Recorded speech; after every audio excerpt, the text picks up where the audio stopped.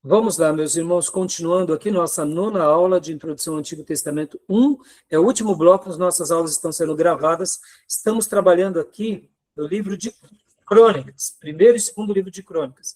Acabamos de ver, como mencionei há pouco, sobre essa lição, né, do livro de Crônicas. Deus estava agora dando uma nova lição ao seu povo, e Esdras agora vai realmente escrever essa obra. Então, para eu ir bem mais rápido, porque já gastamos um bom tempo, eu mesmo estarei lendo aqui para vocês, tá?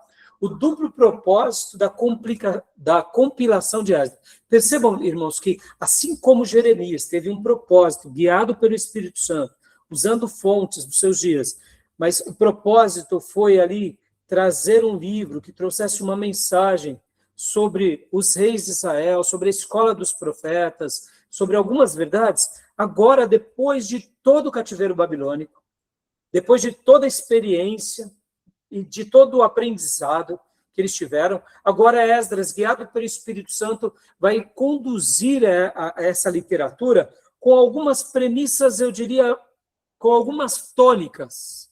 Sabe, meus irmãos, por exemplo, Jeremias profetizou, olha, o castigo vai vir. E veio. Mas como o povo estaria aprendendo lá no meio do castigo, eles não sabiam. Mas agora Esdras soube, porque Esdras é fruto do cativeiro. Esdras cresce no cativeiro.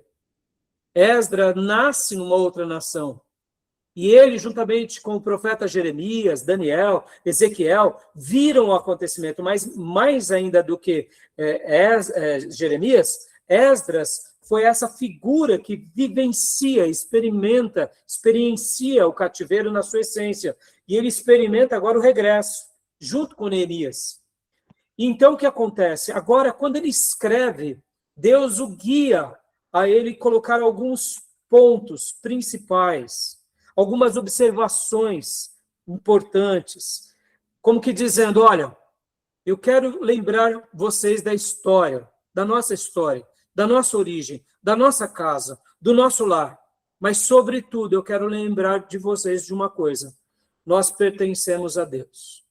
E o nosso Deus jamais deixou de nos dar um governo teocrático. E quem cuida de Israel são os sacerdotes, são os profetas. Por isso, povo de Deus, descendência de Davi, todos os israelitas, todos os remanescentes, alto lar, jamais se esqueçam de Deus e jamais se esqueçam de serem obedientes. E, sobretudo, quando se trata de obediência, vamos adorar a Deus na casa de Deus da forma correta. Eu sei que agora o templo não é mais tão suntuoso como era o primeiro, mas não importa, é o templo que Deus permitiu a gente erguer.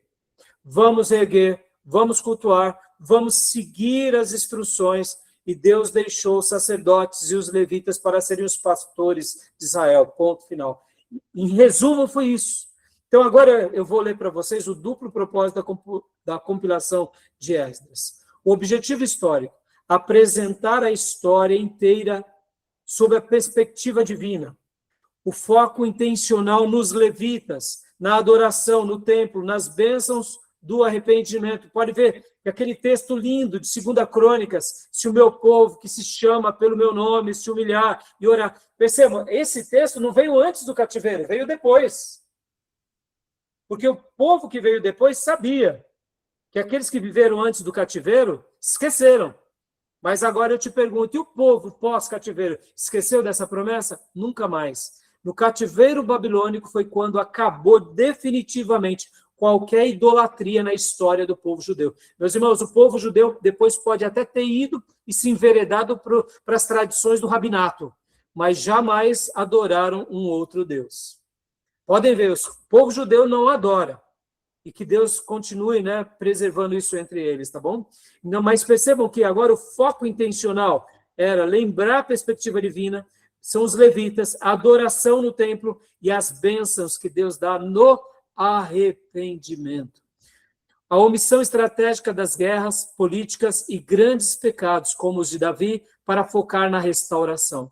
O objetivo canônico, posicionado propositalmente no final do cânon hebraico, como eu já mencionei. Serve como a grande síntese de toda a obra, de toda a história sagrada. Ou seja, esse livro de crônicas ele é especial, meus irmãos, porque ele vai dar essa síntese ao povo de Deus. E é um lembrete vital. É o programa divino permanece intacto.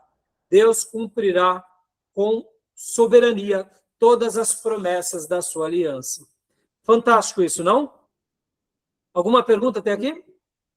Tudo bem até aí? Então, continuando aqui a leitura. Olha só, a estrutura do livro de 1 Crônicas é o estabelecimento do trono davídico. Tema central, a soberania de Deus ao estabelecer o trono de Davi. Capítulo 1 ao 9, as genealogias da nação, período primitivo e patriarcal, Adão a Jacó, linhagem à casa de Davi, as tribos colaterais, Simeão, Transjordânia, Levi e tribos do norte. Capítulo 10 ao 29, os pontos culminantes de Davi. A transição, fim de Saul e início do reinado teocrático, capítulo 10 a 12, a arca, o retorno triunfal para Jerusalém, capítulo 13 a 16, a aliança, a promessa, o trono eterno, capítulo 17 ao 21, o templo, preparativos, compra o local e a organização, capítulo 21 ao 29. Ou seja, percebam como agora o livro de Reis tem uma abordagem, o de Crônicas tem outra abordagem.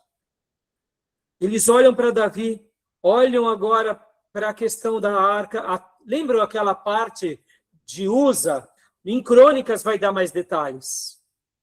Vai mostrar onde Davi errou. Por que Davi errou? Porque Davi não se posicionou a favor dos sacerdotes, ou, quem sabe, os sacerdotes não tiveram a voz autoritativa. Guardem isso, meus irmãos. Meus irmãos, por isso que é aquilo.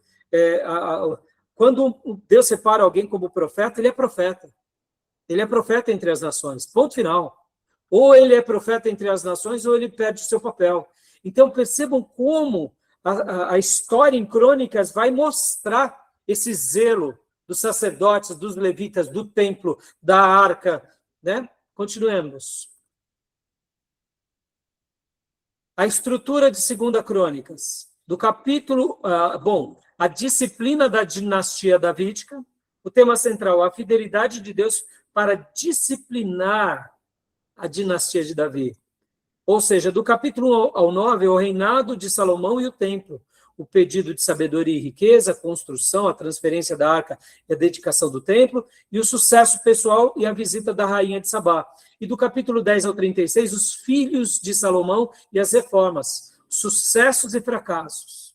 Contraste entre a reforma bíblica e mundanas, capítulo 10 ao 20, o desdém e condenação, Jeroão, Acasias, Atalia, 21, 22, reformas em desastre, Joás, Amazias, Uzias e Jotão, 22 e 27, e as últimas tentativas, as reformas apresentadas de Ezequias e Josias, culminando no cativeiro, capítulo 28 ao 36. Ou seja, aqui mostra também a disciplina de Deus. Perceba mais uma vez como Deus vai tratando na história do seu povo.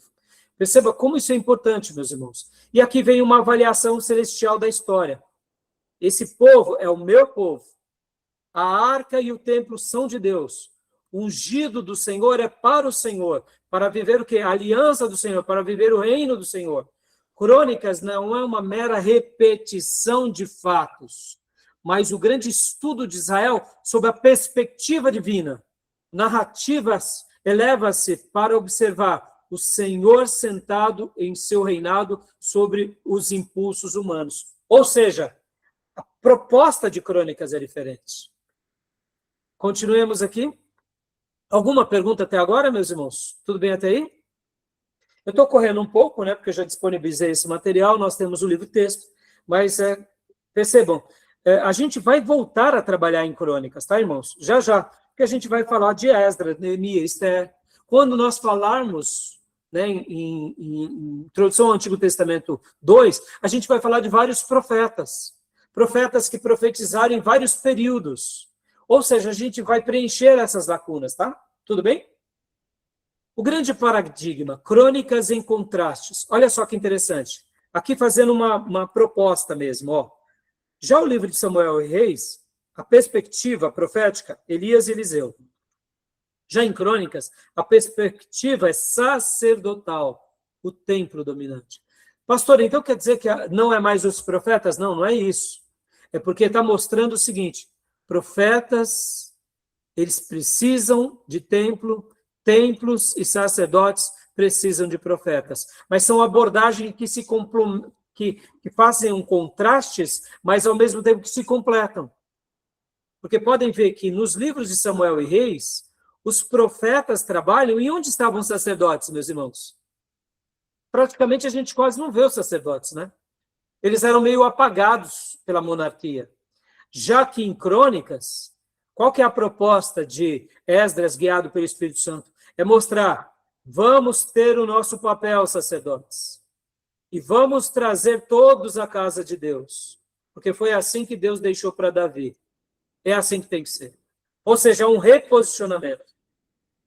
Em Samuel e Reis, o foco nacional dividido, Israel e Judá. Em Crônicas, o foco exclusivo em Judá, a linhagem de Davi. Lembram? Reino Unido? Mais uma vez o foco aqui. Vamos ser nação unida. Vamos ser povo unido.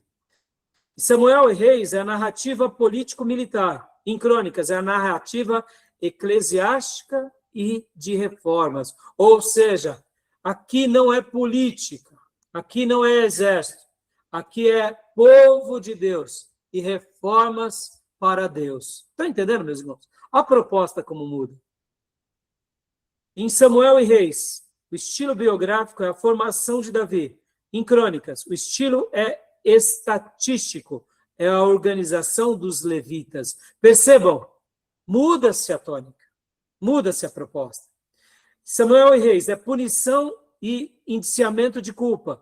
Em Crônicas, é encorajamento e restauração. Pecados omitidos. Ou seja, percebam que aqui a tônica também, mais uma vez, ela é mais pastoral. Em Samuel e Reis, problema central, idolatria. Em Crônicas, problema central, indiferença espiritual. Ou seja, a letargia, né? Mas não tem, mesmo assim, aqui, eles estavam aqui chamando o povo, né? Pode ver Ageu, Zacarias, né? Chamando o povo a sair da preguiça, tá bom? Quer falar alguma coisa, irmã Miriam? Não, eu tô vendo aqui que a letargia, eles eram lentos, e o problema do Samuel e Reis, ele trata sobre a idolatria, né, daquele povo lá, e aí desse aí eu tô entendendo que o povo era bem Mais complicadinho. vagaroso, né? É, Era apatia espiritual, é diferente de letargia, né? é. Ah, Mas é tá. assim, né? Irmãos, o que vai acontecer agora com a Igreja de Jesus nos últimos dias? Eu não sei.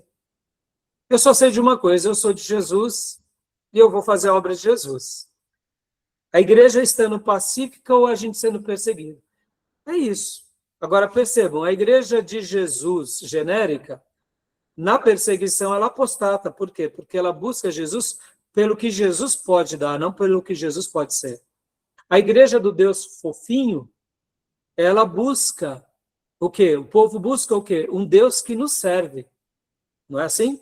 É um Deus de fast food, que preenche os nossos desejos, é um Deus de mercado. Eu busco a Deus para Deus me satisfazer.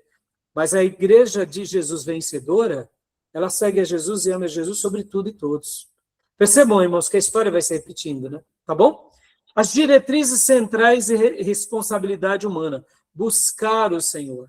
Essa demonstração exata não aparece nos livros de Samuel e Reis, mas está enfatizada 11 vezes em Crônicas. Busquemos ao Senhor, busquemos ao Senhor, busquemos ao Senhor.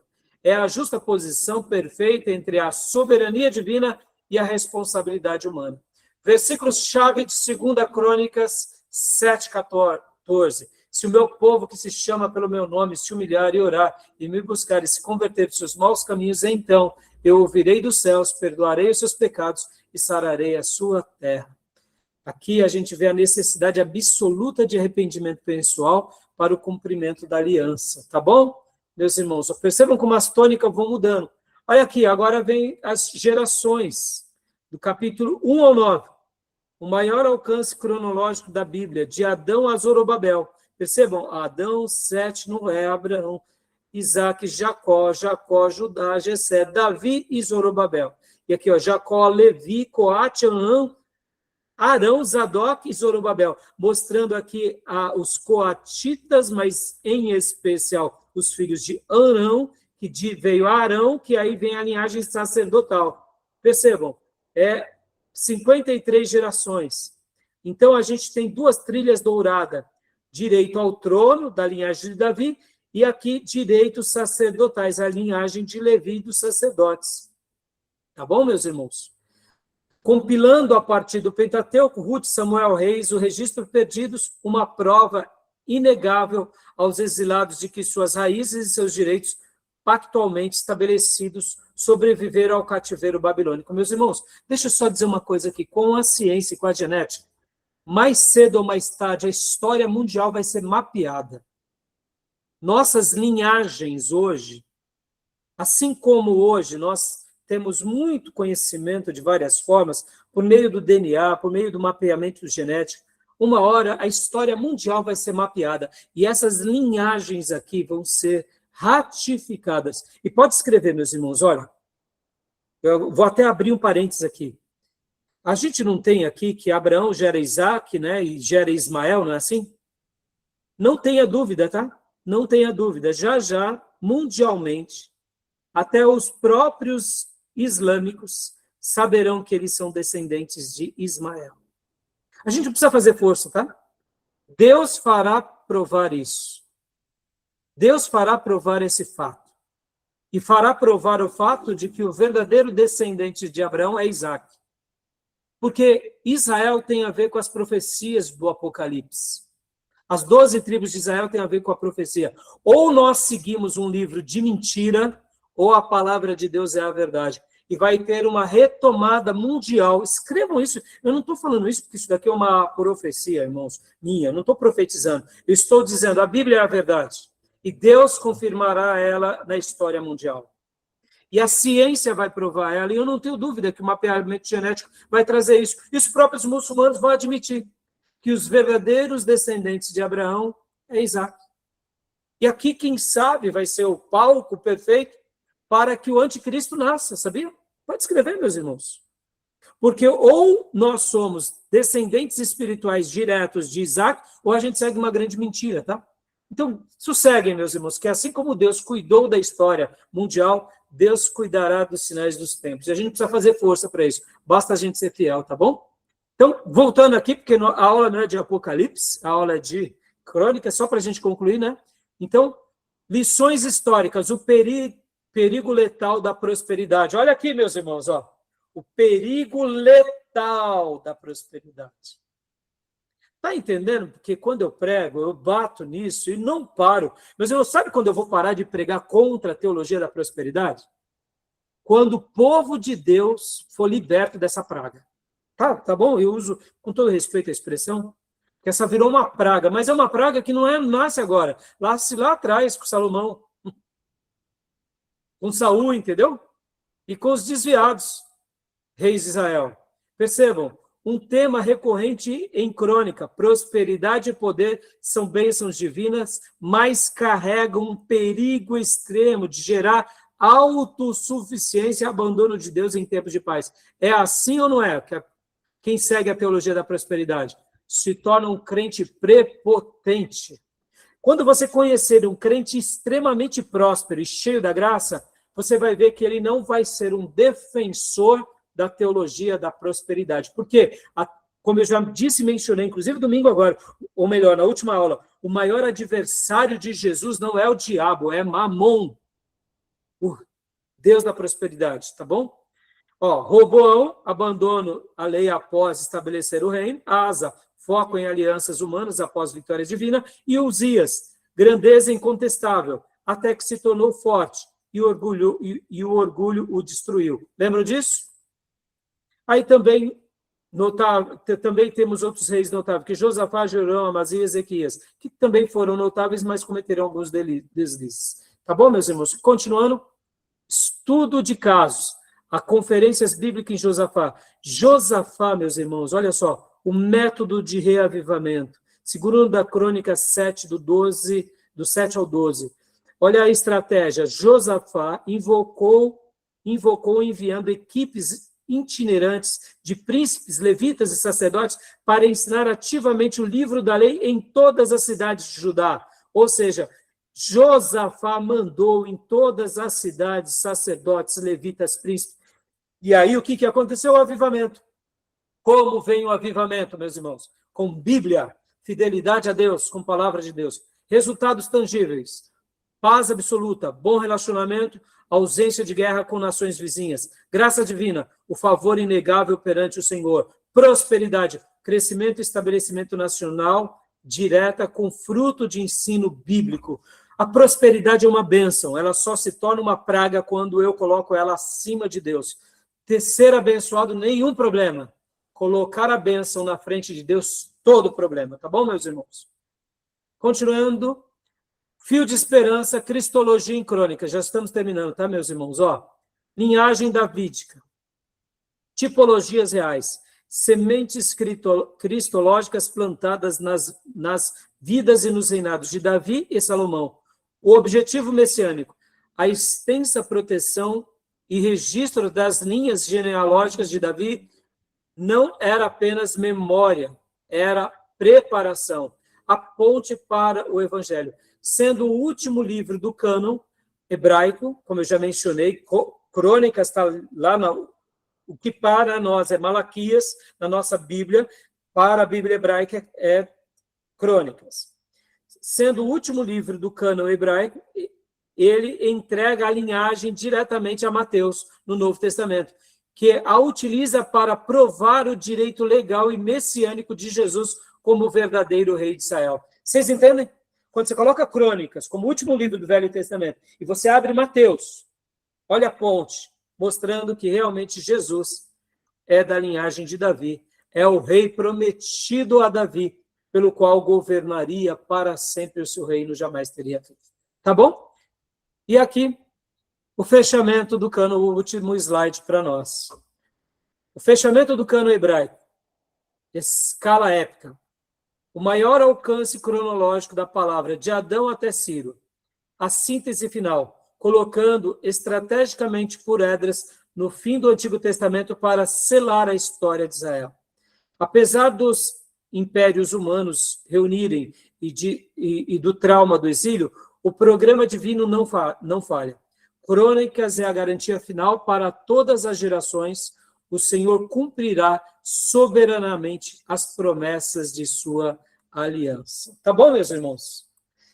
E assim fechamos, né, essa obra tão linda, tão especial. E só para vocês terem uma última ideia aqui, há um mapa também de crônicas, que é esse daqui que eu quero passar agora para vocês, que é a visão geral, né, dos livros de primeira e segunda crônicas. Aqui, ó, o livro, a autoria, Esdras, o sacerdote, conforme a tradição hebraica, baseado esse mapa também aqui no livro do Ellison, tá, meus irmãos?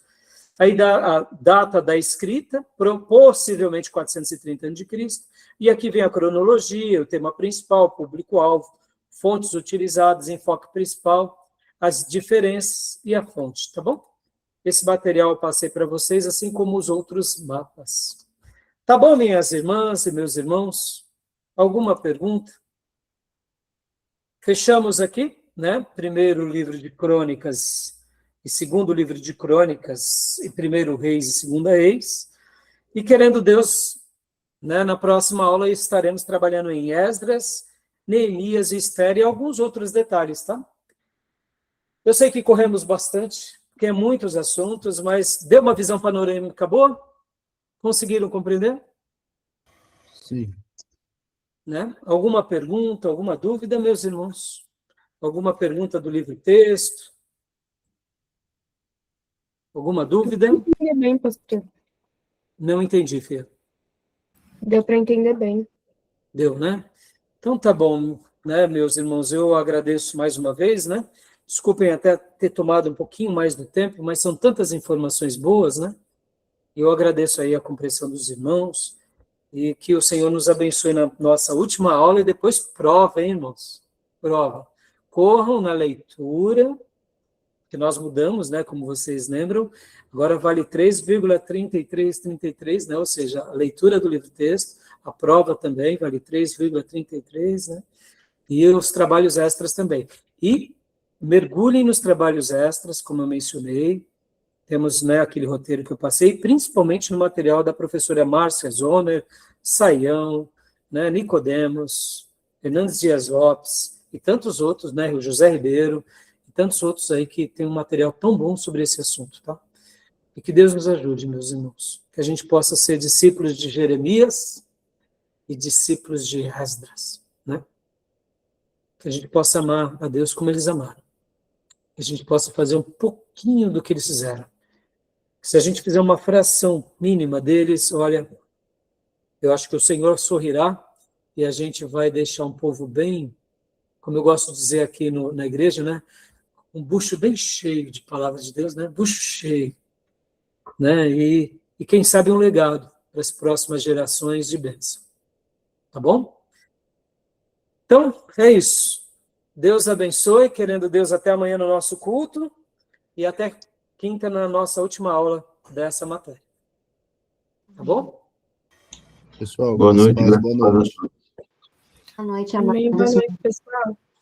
Boa noite, graças a Deus. Deus abençoe. Amém.